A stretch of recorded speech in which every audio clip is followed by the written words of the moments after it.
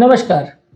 आज हम बात करेंगे किसी को अगर वाल्व की तकलीफ है तो अपने लाइफस्टाइल में या जीवन शैली में क्या-क्या परिवर्तन उसको लाने पड़ेंगे, क्या-क्या चेंजेस उसको करने की ज़रूरत है, क्या-क्या रिस्ट्रिक्शंस उस पे रहेंगे, क्या वो व्यक्ति अपनी नॉर्मल लाइफ जी सकता है या नहीं जी सकता है, इस बारे में डिस्कशन करेंगे। टॉपिक पर जाने से पहले जो लोग हमारे चैनल पर नए हैं, उन्हें रिक्वेस्ट करूँगा कि चैनल को सब्सक्राइब करें, वीडियोज़ को लाइक और शेयर करें। देखिए, सबसे पहले अगर किसी को वाल्व का प्रॉब्लम है तो एक चीज़ समझना ज़रूरी है, जो भी रेस्ट्रिक्शंस या लाइफस्टाइल चेंजेस होते हैं, वो वाल्व की प्रॉब्लम कितनी सीवियर है उस पर डिपेंड करता है। सबसे पहले वाल्व क्या होता है? वाल्व बेसिकली एक पंखुड़ी जैसा स्ट्रक्चर होता है जो हार्ट के अंदर होता है, जो दोनों चेंबर्स को यानी एट्रिया और वेंट्रिकल और बड़ी आर्टरीज को सेपरेट करता है, ताकि ब्लड का फ्लो एक ही डायरेक्शन में हो और ब्लड लीक ना करे। और जब ब्लड एक जगह इकट्ठा हो रहा हो तो थोड़ा प्रेशर जनरेट हो पाए, ताकि ब्लड एक जगह से दूसरी जगह पुश हो पाए। तो वाल्व बेसिकली एक ऐसा स्ट्रक्चर है जिसके बिना हार्ट का काम नहीं चल सकता है। वाल्व में दो तरह की प्रॉब्लम होती है। वाल्व या तो सिकुड़ जाता है जिसको वाल्व स्टेनोसिस बोलते हैं, जगह कम हो जाती है, या वाल्व लीक हो जाता है जिसे वाल्व रिगर्गिटेशन बोलते हैं। कई बार इन दोनों कॉम्बिनेशन का मिक्सचर भी हो सकता है। ये जो भी लाइफस्टाइल रिस्ट्रिक्शन है ये इस बात पर डिपेंड करता है कि आपको कौन सा प्रॉब्लम है और वो कितना सीवियर प्रॉब्लम है। मान लीजिए अगर आपको कोई हल्का सा प्रॉब्लम है, वाल्व में बिल्कुल मिनिमल प्रॉब्लम है, तो वहां पे आपको कोई खास रेस्ट्रिक्शन करने की जरूरत नहीं है। वाल्व की प्रॉब्लम्स को 4 कैटेगरी में डिवाइड करते हैं। मिनिमल या जिसको ट्रिवियल भी बोल सकते हैं, माइल्ड, मॉडरेट, सिवियर, यानी कि ग्रेड 1, ग्रेड 2, ग्रेड 3, ग्रेड 4। तो अगर किसी को मिनिमल या माइल्ड लेवल का प्रॉब्लम है तो आपको उतना रेस्ट्रिक्शन का जरूरत नहीं है, आपको तकलीफ नहीं आएगी। किसी को अगर सिवियर कैटेगरी का प्रॉब्लम है तो फिर लाइफस्टाइल चेंजेस और हार्ट फेलियर रिलेटेड चेंजेस मानने पड़ेंगे। अर्ली स्टेजेस में उतना ज़्यादा दिक्कत नहीं आती है। तो क्या सिवियरिटी है आपकी वाल्व की प्रॉब्लम की, वो डिसाइड करेगा कि आप पर कितने रिस्ट्रिक्शन रहेंगे। ज़्यादातर पेशेंट अपना काम तो कर ही पाते हैं। जॉब की जहाँ तक बात आती है, आप अपना काम कर सकते हो, हैवी काम भी अगर जॉब में तो भी कर सकते हो। अगर डेस्कटॉप टाइप का जॉब है या क्लरिकल टाइप का जॉब है तो वो तो कोई भी दिक्कत नहीं, इवन सीवियर केसेस में भी आप कर सकते हो। पर सीवियर केसेस में थोड़ा सा आपको बहुत हेवी काम करने को या बहुत मैनुअल लेबर करने को या बहुत वजन उठाने वाले काम को थोड़ा रिस्ट्रिक्शन रखने को बोला जाता है, क्योंकि ये चीज़ें वाल्व को डैमेज नहीं करती है, लेकिन हाँ ये है कि आपको हार्ट को थोड़ा एडिशनल प्रेशर पड़ेगा, जो कि वाल्व की बीमारी वाले सीवियर पेशेंट्स जो है शायद ना झेल पाए। तो अगर आपको सीवियर वाल्व का प्रॉब्लम है तो थोड़ा लाइफस्टाइल मॉडिफिकेशन आपको जॉब के टर्म्स में करना पड़ सकता है। अगर आपका हेवी काम है, तो हेवी मैनुअल काम है, वजन उठाने का जैसा काम है, तो थोड़ा रिस्ट्रिक्शन रहेगा। अर्ली स्टेजेस में मिनिमल, माइल्ड और मॉडरेट कैटेगरीज में ज़्यादातर रेस्ट्रिक्शन की जरूरत नहीं है। मॉडरेट कैटेगरी में कंट्रोवर्शियल है कि अगर मल्टीपल वाल्व का प्रॉब्लम है और आपको सांस फूलने का तकलीफ ज़्यादा हो रहा है तो थोड़ा रिस्ट्रिक्शन आपको करना पड़ेगा। उसी तरह से फ्लूइड रिस्ट्रिक्शन का भी है। यदि किसी व्यक्ति को अगर वाल्व का प्रॉब्लम सीवियर है और सांस ज़्यादा फूल रही है, वहाँ पे उसको फ्लूइड रिस्ट्रिक्शन करना पड़ेगा। यदि किसी व्यक्ति को वाल्व का प्रॉब्लम अर्ली स्टेजेस में माइल्ड मॉडरेट है और उसको कोई सांस नहीं फूल रही है, स्टैमिना वगैरह अच्छा है, तो फिर फ्लूइड रिस्ट्रिक्शन का उतना ज़्यादा ज़रूरत नहीं है। उसी तरह से नमक का भी है। अगर किसी को सीवियर प्रॉब्लम है तो उसको नमक भी रिस्ट्रिक्ट करना पड़ेगा, अगर नहीं है तो बाकी सब उसमें कोई दिक्कत नहीं आएगी। जहाँ तक डाइटरी रेस्ट्रिक्शन का मतलब है, वहाँ कोलेस्ट्रॉल कंटेनिंग डाइट ऐसे व्यक्तियों को उतना नुकसान नहीं करती है।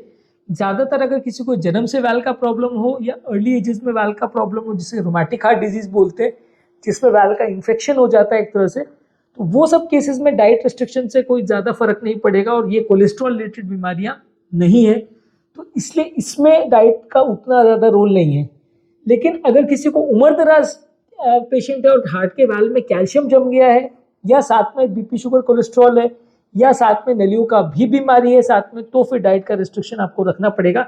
बेसिक केसेस में उतना ज़्यादा रिस्ट्रिक्शन रखने की ज़रूरत नहीं है। हरी साग सब्जी का थोड़ा रिस्ट्रिक्शन इसमें आता है, क्योंकि अगर किसी को वाल्व की बीमारी के साथ कोई हार्ट में क्लॉट है, जो कि काफ़ी केस में देखने को मिलता है, या किसी केसेस में क्लॉट मतलब लोही का थक्का, खून का थक्का अगर हार्ट में जम जाता है, या किसी को valve related, rhythm related problem है, यानी धड़कन का अनियमितता है जिसको एट्रियल फिब्रिलेशन बोलते हैं, वो अगर है, या किसी का ऑपरेशन हो गया और उसको टिश्यू वाल्व या मेटालिक वाल्व लगाया है जहाँ पे खून पतला करने की दवा दी जा रही है, वहाँ पे आपको हरी साग सब्जी का रिस्ट्रिक्शन रखना पड़ेगा।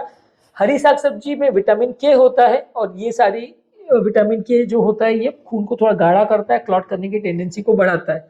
तो वाल्व वाले पेशेंट में अगर उसको खून पतला करने की दवा चल रही है और पेशेंट को एट्रियल फिब्रिलेशन है या पहले कोई वाल्व में क्लॉट बना हुआ है, तो आपको विटामिन के वाली चीज़ों को थोड़ा अवॉइड करना पड़ेगा। पूरा बंद नहीं, रिस्ट्रिक्टेड रख सकते हैं कि महीने में 3-4 बार अगर आप खा रहे हैं तो चलेगा।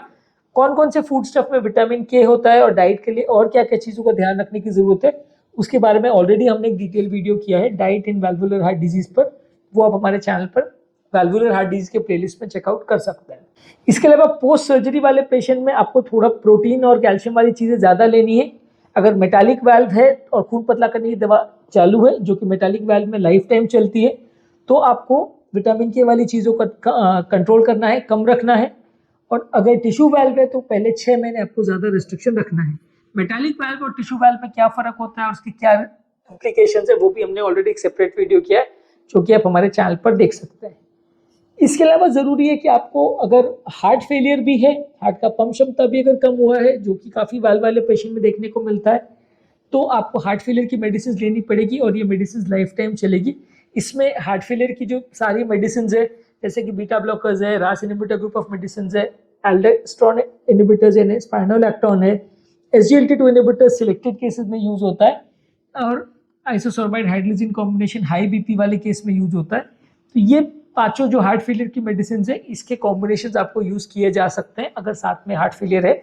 और अगर हार्ट फेलियर साथ में है तो आपको फ्लूइड और नमक का रिस्ट्रिक्शन भी साथ में मेंटेन करना पड़ेगा। इसके अलावा जो भी आपकी मेडिसिन चल रही है, चाहे खून पतला करने की दवा है, चाहे हार्ट फेलियर की दवा है, या गति कम करने की दवा है, या पेशाब बढ़ाने की दवा है, इसको आपको कंटिन्यूस लेना पड़ेगा बिना डॉक्टर के डिस्कशन के। आप इसको बंद या कम नहीं करना चाहिए।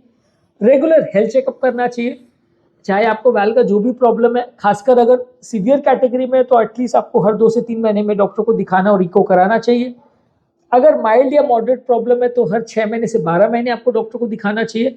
और अगर ट्रिवियल प्रॉब्लम है तो हर 3 से 5 साल में एक बार आपको कार्डियोलॉजिस्ट को दिखा के इको कराना चाहिए कि वाल्व का प्रॉब्लम कम हो रहा है, बढ़ रहा है तो कितना स्पीड से बढ़ रहा है, ऑपरेशन की ज़रूरत तो नहीं आ रही है। वो सारी चीज़ें चेक करने के लिए आपको इतने टाइम में रेगुलर डॉक्टर को फॉलोअप करना पड़ेगा, रेगुलर चेकअप कराना पड़ेगा और रेगुलर इको कराना पड़ेगा। इसके अलावा जो रेगुलर लाइफस्टाइल के मॉडिफिकेशन हर हार्ट पेशेंट में होते हैं कि आपको स्मोकिंग बंद करना है।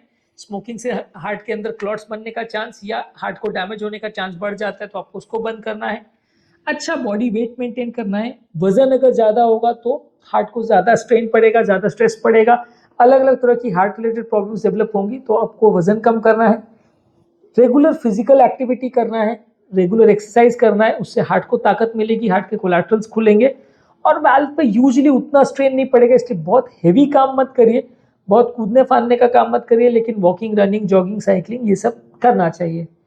मेंटल स्ट्रेस को कम रखिए, दिमाग पर स्ट्रेस या तनाव नहीं होना चाहिए। योगा, मेडिटेशन, प्राणायाम, डीप ब्रीदिंग एक्सरसाइज, इस तरह की चीज़ें करके आप मेंटल स्ट्रेस को कम कर सकते हैं। दिमाग पर जितना तनाव होगा उतना हार्ट अटैक का चांस बढ़ जाएगा। इसके अलावा नींद अच्छी रखिए, स्लीप अच्छा रहना चाहिए। रेगुलर आपको मेडिसिन लेने की ज़रूरत है, जो भी आपको डॉक्टर ने प्रिस्क्राइब किए। रेगुलर मेडिकल चेकअप की ज़रूरत है, जो कि हर डॉक्टर आपको अलग फ्रीक्वेंसी से बुलाएगा। कोई आपको 2-3 महीने में बुलाएगा, कोई आपको 6 महीने में, कोई 1 साल में। वो अलग अलग फ्रीक्वेंसी, आपकी बीमारी की सीवियरिटी कैसी है उसके हिसाब से डिपेंड करेगा। दांतों का विशेष ध्यान रखने की जरूरत है, क्योंकि दांतों में जो इन्फेक्शन होता है वो कई बार हार्ट में जा सकता है और हार्टों में उससे सीरियस इन्फेक्शन हो सकता है, जैसे इन्फेक्टिव एंडोकार्डिटिस बोलते हैं। तो डेंटल केयर का प्रॉपर ध्यान रखने की जरूरत है। दांतों को प्रॉपर दिन में 2 से 3 बार ब्रश करना जरूरी है और ओरल एंटीसेप्टिक सोल्यूशन से क्लीन भी करें तो अच्छा है। अगर ठंड का मौसम है और आपके यहाँ पे इन्फेक्शन कॉमन है तो निमोनिया और इन्फ्लुएंजा के या कोविड के वैक्सीनेशन आपको कराने चाहिए, क्योंकि वाल्व वाले पेशेंट में इन्फेक्शन से रिस्क ज़्यादा होता है। सोशल सपोर्ट डेवलप करना चाहिए, यानी ऐसी फैमिली का सपोर्ट डेवलप करना चाहिए या ऐसे लोगों का सपोर्ट डेवलप करना चाहिए जो इस तरह की बीमारियों से जो लोग पीड़ित है, तो वो आपको एक मेंटल सपोर्ट दे सकते हैं। और फैमिली वाले लोग को भी आपको सपोर्ट देने की ज़रूरत है, क्योंकि इस तरह के कई पेशेंट डिप्रेशन और एंजाइटी में चले जाते हैं, जिसकी वजह से उनको लाइफ टाइम में तकलीफ आती है। कुछ भी अगर सिम्टम्स हो तो आपको डॉक्टर को बताने की ज़रूरत है। आपको हार्ट रिलेटेड जो भी सिम्टम्स हो रहे हैं, चलने में सांस फूलना, घबराहट होना, बेचैनी होना, धड़कन बढ़ जाना, चक्कर आना, बेहोशी होना, कमजोरी होना, छाती में दर्द होना, इस तरह का कोई भी अगर सिम्टम्स अगर आपको हो रहे हैं तो आपको डॉक्टर के साथ डिस्कस करने की ज़रूरत है, उसका कारण ढूंढने की ज़रूरत है और सही समय पर सही तरह से उसको ट्रीट करने की ज़रूरत है। इसके अलावा लास्ट में ज़रूरी ये भी है कि आप बीमारी के बारे में खुद को एजुकेट करें। किसी भी बीमारी के बारे में सही जानकारी अगर आपके पास अवेलेबल है तो बीमारी को ट्रीट करना, मैनेज करना ईजी होता है। यदि आप लापरवाही करते हैं, बीमारी के बारे में नहीं जानते हैं, समझते हैं, तो बीमारी को मैनेज करना टफ पड़ता है, प्रॉब्लम्स और कॉम्प्लिकेशन होने का चांस ज़्यादा होता है। तो आपको बीमारी को प्रॉपरली मैनेज करना है अगर, तो खुद को एजुकेट करना ज़रूरी है। इस प्रॉब्लम में हमारा चैनल आपकी मदद करता है, जो बीमारी के अलग अलग एस्पेक्ट्स पर आपको एजुकेट करता है। तो बेसिकली आपको अगर हार्ट का वैल्व का प्रॉब्लम है तो आप नॉर्मल लाइफ और जॉब तो कर सकते हैं, एक्सरसाइज भी कर सकते हैं और करना ही चाहिए, लेकिन अगर सीवियर वैल्व का प्रॉब्लम है तो बहुत हेवी काम मत करिए, बहुत हेवी एक्सर्शन मत करिए। साथ में अगर सांस फूल रही है और हार्ट फेलियर है तो फ्लूइड का, नमक का रिस्ट्रिक्शन रहेगा। तेल घी वाला खाना खा सकते हैं अनलेस आपको साथ में कोई और बीमारी हो, लेकिन आपको बहुत ज़्यादा विटामिन के वाली चीज़ें नहीं खानी है, खासकर अगर क्लॉटिंग का प्रॉब्लम है। इसके अलावा डेली एक्सरसाइज कीजिए। स्मोकिंग, ड्रिंकिंग, अल्कोहल ये सब बिल्कुल बंद रखिए। वैक्सीनेशन अगर आपको कोई इन्फेक्शन है तो लगाइए। सिम्टम्स को प्रॉपर्ली मॉनिटर करिए और रेगुलर हेल्थ चेकअप्स करिए, रेगुलर डॉक्टर को दिखाते रहिए। टॉपिक एंड करने से पहले मैं डॉक्टर नवीन अग्रवाल आपको तहे दिल से शुक्रिया अदा करूंगा, आपने इस टॉपिक को एंड तक देखा, और हमारे चैनल को सब्सक्राइब करने की आपको रिक्वेस्ट करूंगा और वीडियोस को लाइक और शेयर करने की रिक्वेस्ट करूंगा। जो लोग हमारे चैनल पर वैल्व संबंधित वीडियोस देखना चाहते हैं, वैल्वुलर हार्ट डिजीज से संबंधित वीडियोस देखना चाहते हैं, उनके लिए हमारे चैनल पर वैल्वुलर हार्ट डिजीज का पूरा प्लेलिस्ट है, आप उसे चेकआउट करिए तो आपको काफ़ी कुछ नया जानने और सीखने को मिलेगा, जिससे बीमारी को समझने में और उसे मैनेज करने में आपकी मदद होगी। Thank you.